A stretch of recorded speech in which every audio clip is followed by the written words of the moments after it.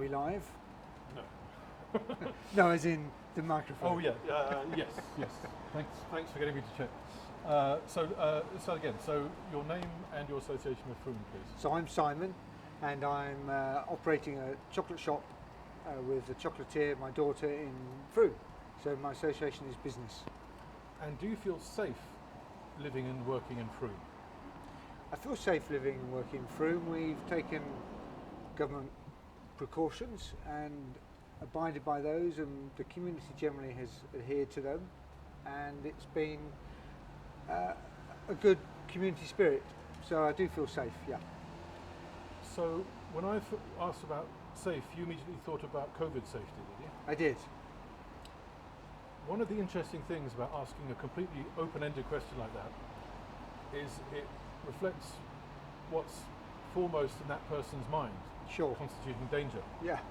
So I've asked many other people the same question, and you get lots of different answers. It's quite interesting. So most people actually think about random violence on the streets when they think about safety. Right. Some people think about robbery, some people think about racist attacks, some people think about dog napping, some people think about COVID or people not wearing masks, but obviously as a business owner you've got a different kind of preoccupation.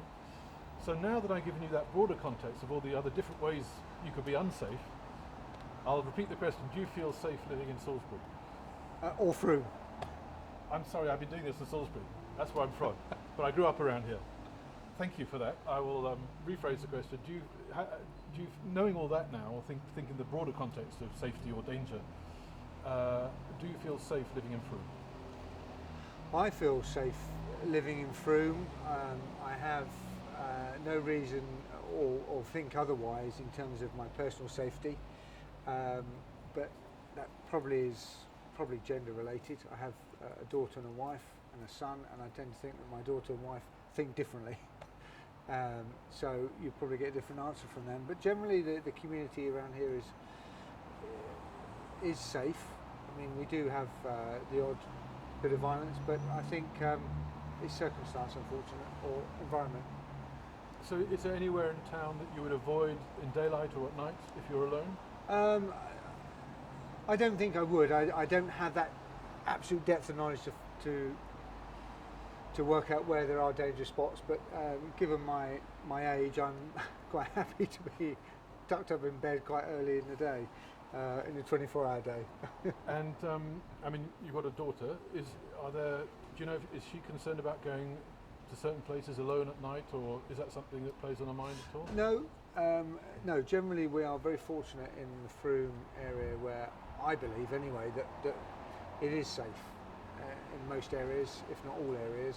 And I think if you're, vigilant about your own personal space, I think you can be safe at all times. And I mean, so you didn't grow up in Frome, are you? Or where did you go from? No, I'm from London, mate. London, right? Yeah, me too. Yeah. Well, sort of, half and half. But yeah. But you've been here long enough. You must see loads of people coming in the door every day.